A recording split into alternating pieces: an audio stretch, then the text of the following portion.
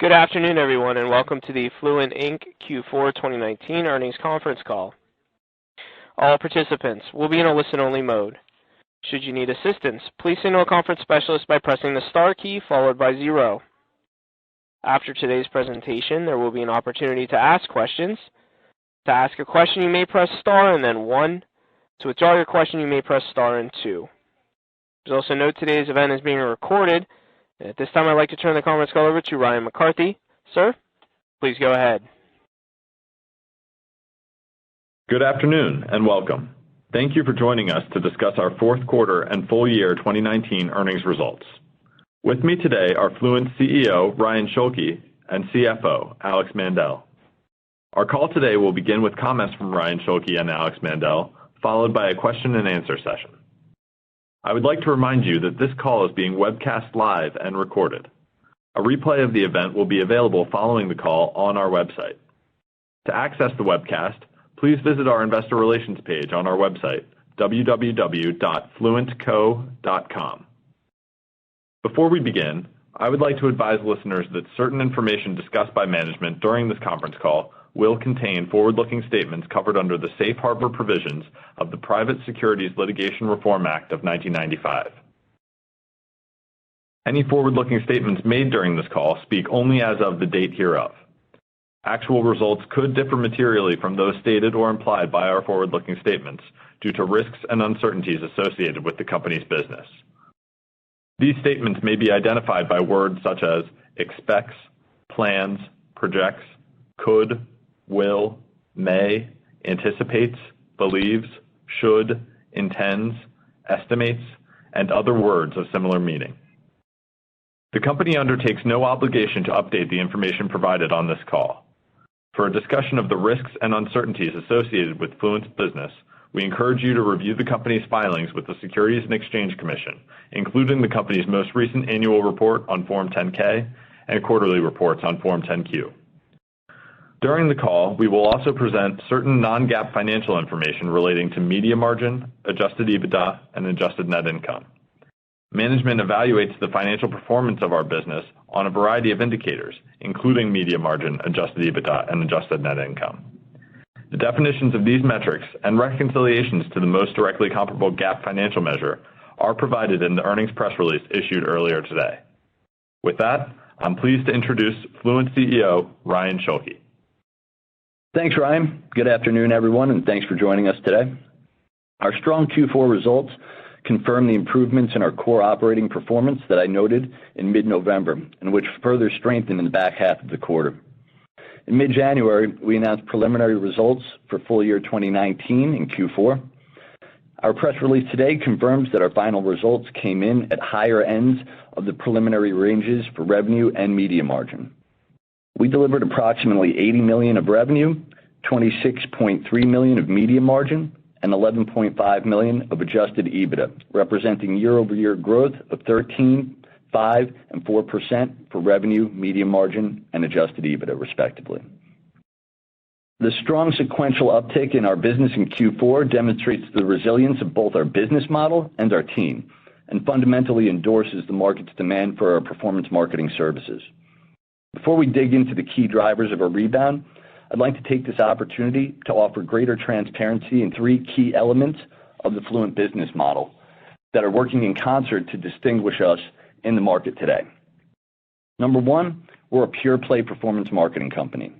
This means that we're working with advertisers on mutually agreed upon consumer actions tied to specific transactional payouts when driven by Fluent. In order to execute on this model, it means that Fluent and our partners have server-to-server integrations so we can record which consumers are taking those actions in real time, both for the purposes of revenue recognition and quality control. The end product our clients receive varies based upon the nature of the vertical and client themselves. Examples of our most sought-out product executions range from driving trial subscriptions, mobile app installs, inbound phone calls, and lead generation and recruitment campaigns. Delivering these products to market requires custom technical integrations, marketplace know-how, and strong direct advertiser relationships in order to operate sustainably and at scale. 2, We have developed an in-house technology and analytics stack that leverages unique proprietary data sets to power our ad targeting and delivery. Historically, we've hardwired this tech stack to exclusively power our owned media environments. Throughout 2019 and into 2020, we've been making steep investments into this core pillar of our business to both strengthen our core business, but also create opportunities to expand the business, potentially through the syndication of parts or all of this technology. Machine learning and automation have been our main areas of focus, with our core commercial business as the proving ground for viability. And we anticipate the opportunity to release new products on the back of this work over the course of 2020 and into 2021. Last, we're a publisher and develop our own proprietary content, which we traffic predominantly through paid media. Unlike traditional publishers, almost 100% of our inventory is direct sold to end advertisers, all on a performance basis. Since inception, we've spent over $1 billion on paid media to drive visitors to our properties. Our ability to expand the format in which we develop and monetize content, as well as international, represent large opportunities to expand this media footprint. The vast majority of our inventory can be categorized as promotions and offers, in which we're able to collect rich, self-declared information from consumers to better inform the ad content we deliver to them. Well, these three assets working in concert have created a dynamic business model that's demonstrated consistent growth since inception. They also offer tremendous upside to us within their standalone capacity. Historically, we've operated within a lean business model and driven moderate to aggressive growth throughout our 10-year history, almost all organically. As we assess our future, along with our commitment to maximizing shareholder value, we'll contemplate the notion of exercising more dedicated roadmaps while still committing to a strong core that optimizes value for our trading partners.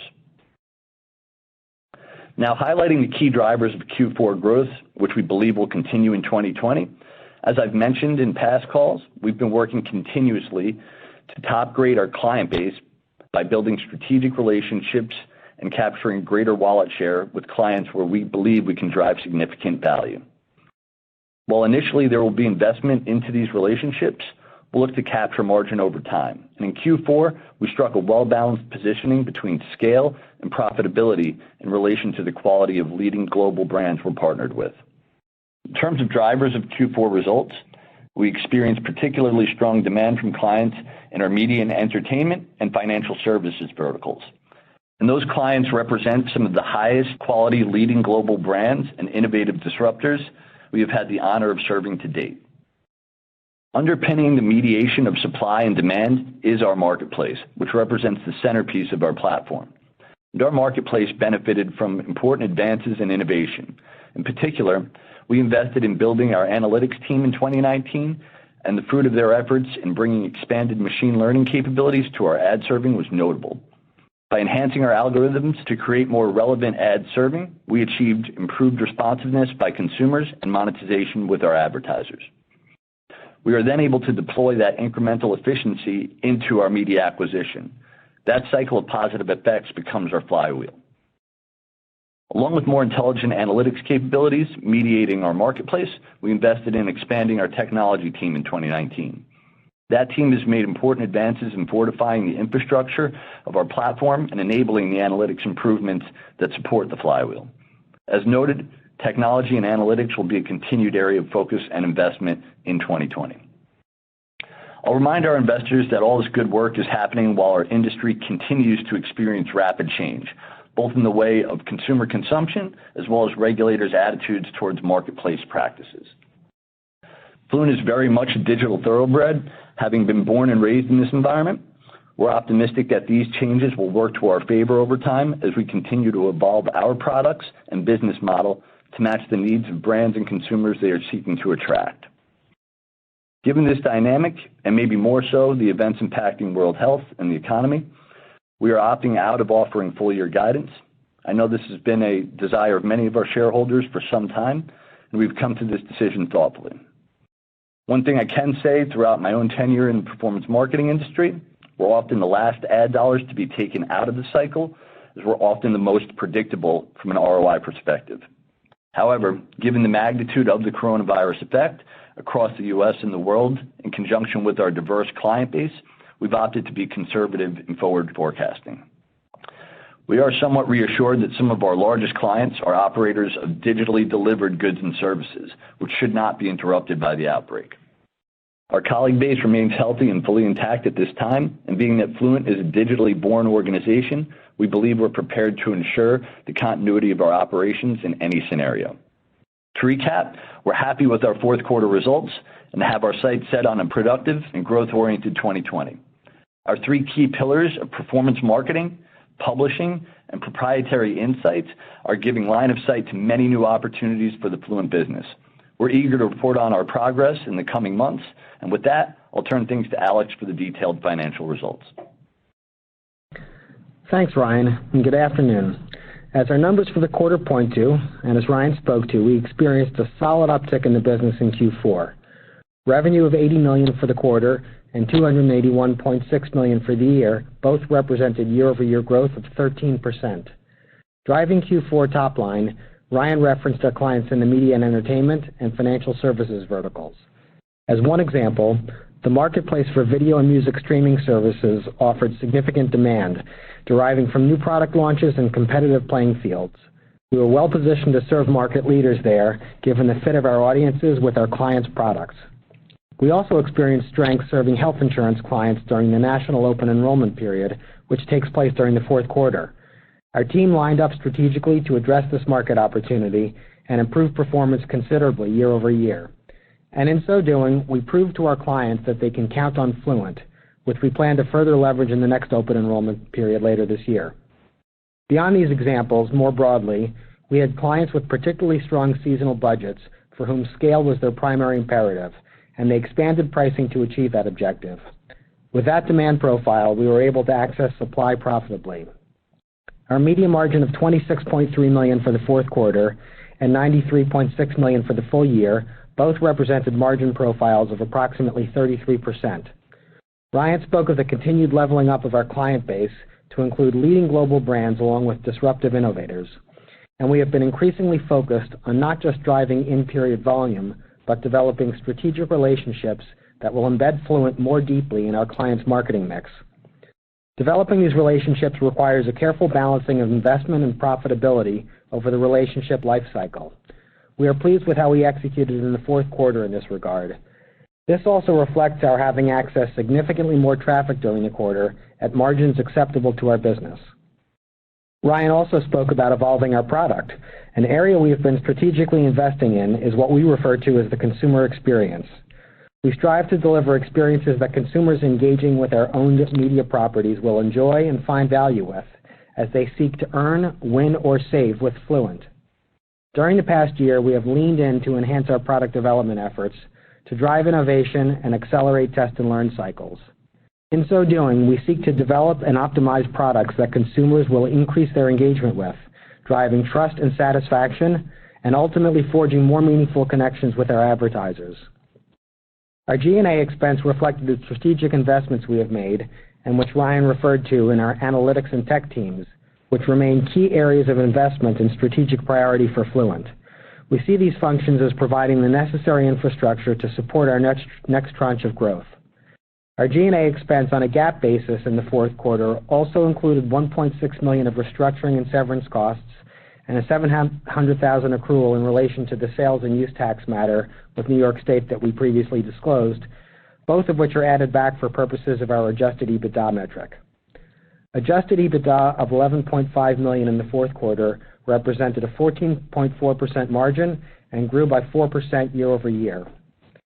Interest expense declined year over year as we continued to reduce our debt principal outstanding, and we continue to be a non-cash taxpayer due to the availability of NOLs. We thereby reported GAAP net income of $1 million in the quarter, or 1 cent per share. Turning to the balance sheet, we ended the year with $18.7 million of cash on hand and an expanded receivables balance from the strong revenue activity in Q4. Working capital, defined as current assets minus current liabilities, ended the quarter at $29.3 million. Total debt, as reflected on the balance sheet, ended the quarter at $51 million, while including unamortized discount yields a closing balance of $54.8 million. During the quarter, our primary uses of cash included $2.2 million of principal reduction on our credit facility and approximately $1.8 million deployed through our stock repurchase program. In the quarter, we repurchased approximately 968,000 shares at an average price of $1.87 per share. Ryan spoke to the coronavirus situation globally. Our most sincere concerns and thoughts go out to those whose health has been affected and whose day-to-day lives have been disrupted. Given the rapidly evolving and unprecedented circumstances, we are taking appropriate precautions with respect to our employees and offices. As of this time, our business has continued to perform in line with where we were preceding the outbreak and in a similar seasonal pattern to this time last year. While we're not providing guidance at this time, directionally in Q1 to date, we have seen year-over-year top-line growth in the 10% plus area. And we continue to invest strategically into client relationships, consumer experience, and our analytics and technology capabilities. Thank you for your interest and support. We're glad to field questions at this time. Ladies and gentlemen, at this time, we'll begin the question and answer session. To ask a question, you may press star and then 1. If you are using a speakerphone, we do ask that you please pick up your handset before pressing the keys. To withdraw your questions, you may press star and 2. Once again, that is star and then 1 to ask a question. Our first question today comes from Jim Goss from Barrington Research. Please go ahead with your question. Thanks. Just looking at the numbers, I think they were pretty much in line with our expectations, and we got there in a different way with revenue gain, but cost gain offsetting it, so the gross margin was sort of level a year ago. Is this how you think you can go forward with a higher level of investment, and that's that you might put up with a margin squeeze for a while as you do step up the investments in key verticals?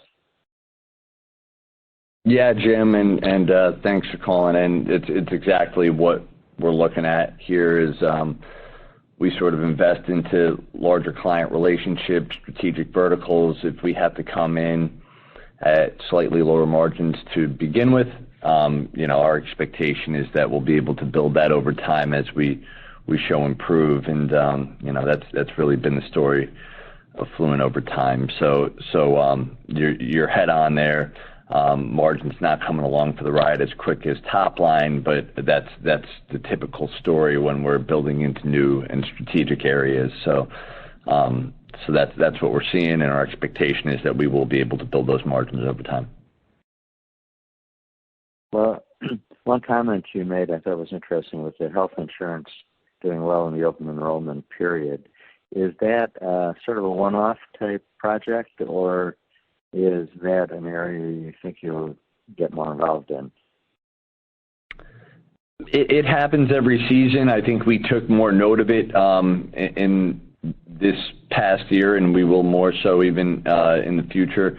We're just in a position where we're in front of Americans every single day, many of whom need to be better informed on options within the healthcare system, and as things change, we're able to go out and not only educate them but introduce them to potential options. So it's something that we see as a good opportunity for the business. It's not by any means something that we're riding on to make the quarter, for instance, but it's something that we certainly can play into given where we sit today. So we're thinking about this with not just you, but all of our companies in terms of the coronavirus issue you raised. I'm wondering, does Fluent fare better or worse than sort of physical marketing in a situation where, I guess your distribution or access is going to be online, not in a physical way. So maybe relative to some of these companies, you might have an advantage. Or do you get more competition, and do you wind up getting further down the food chain in this crisis event that we're dealing with right now? Yeah, Jim, great question, and something that's been asked across the board. we want to be respectful of the situation and what's going on, and obviously everybody affected by it. But Fluent's a digital company. We service our model through the delivery of media, in which we're engaging with consumers every day through our digital media environments and selling performance marketing services on the top of it. So, when we look at our client base, when we look at our core in terms of how we go out engaging consumers, we're very much likely to be less impacted than other companies that may be, closer to this situation and impacted by things that are going on. But that being said, there's just so much moving on right now. We don't want to make any specific comments regarding how will it affect our business. It will affect some of our customers for certain, and it's something that we're paying very close attention to. But as being a digitally born company, we do think that we're prepared to deal with the situation as awful as it is right now. And again, our thoughts go out to everybody close to it, and it's something that we're trying to be sensitive to. But the initial impact appears to be muted relative to whatever expectations you might have had, according to that one comment I think you made. Is that a fair read? I don't think we made any comment. 10%, no. I'm sorry? No, I thought just at least at the outset of the quarter, since we're in the new quarter, you haven't, to this point, seen a significant trend, but even though you're not making projections. Right. Hi, it's Alex. I mentioned that as of this point, since the outbreak of the virus, we have not seen a material change to our business, and it's following seasonal patterns at this time, similar to what we saw last year. Okay, I'll leave it go at that, but I appreciate it, and good luck. Thanks, Jim. Our next question comes from Ben Rubenstein from Robotti. Please go ahead with your question. Hey, Ryan. Are the new media relationships, are those uncapped? Hey, Ben. Good to hear from you. And in terms of the media side, if you're speaking to the vertical on the demand side, media and entertainment, specifically, music and video streaming services, a lot of our mobile gaming clients, I would say 90% plus of that is uncapped. These guys are in all-you-can-eat mode. We're priced right in terms of quality. We're able to ID the traffic that we're sending into them so they can right price it. It's a very dynamic model in which we have really, really great communication with the client on the long-term value of what we're delivering. So everybody, in terms of both the client side as well as Fluent, we're in concert with one another and working toward the goal of being at a transactional payout where they can be uncapped. So vast majority is uncapped. And does this help you really get deeper relationships when you talk about like some of the marketing services or I don't know, is it a consulting role that you ultimately want to play with some of these companies? Yeah, absolutely. You obviously, when you're working with a client in such a situation where we only eat if both sides are really benefiting, there's a level of trust that's garnered, and it helps us really go out and develop a more strategic relationship within that client. So, whether it's consulting, data services, insights, things like that, it gives us more opportunities to work with the client on a variety of levels. That's great to hear. And then just lastly, can you talk a little bit about capital allocation? I saw you repurchased some stock in the quarter, but just in terms of what you want to do with the debt, and then, is it M&A? Are there more buybacks coming? just kind of how do you think about capital allocation? Hi, Ben. It's Alex. In terms of what we've been doing, you noted that correctly. It's consistent with what we spoke to on the call, which is that our primary uses have been, reducing the credit facility and repurchasing our shares with some investment into the business in terms of initiatives and so forth. And as we grow, obviously, we're investing into the working capital cycle of the business. That continues to be our primary set of priorities at the moment. As is natural in the course of operating our business, we look at all kinds of opportunities, but there's nothing imminent that we have, on the cusp of announcing.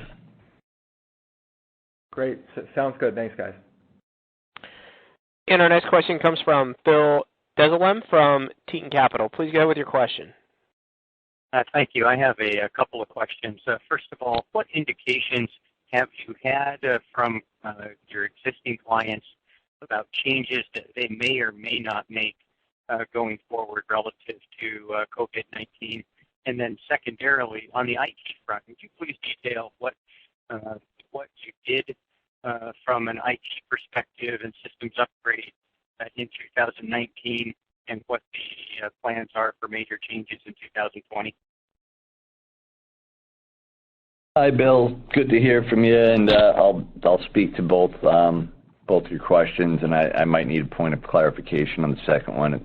Your line chopped up a little bit.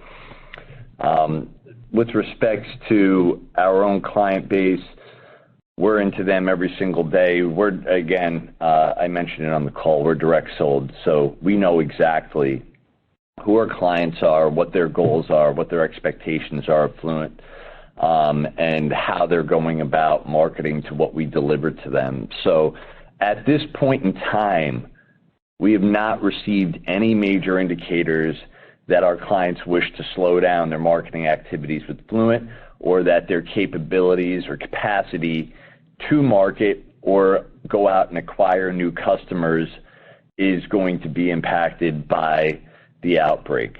Now, do we have an ancillary situation where a client may have been manufacturing out of China and they don't have enough product and they don't want new customers right now and they're going to prioritize existing customers?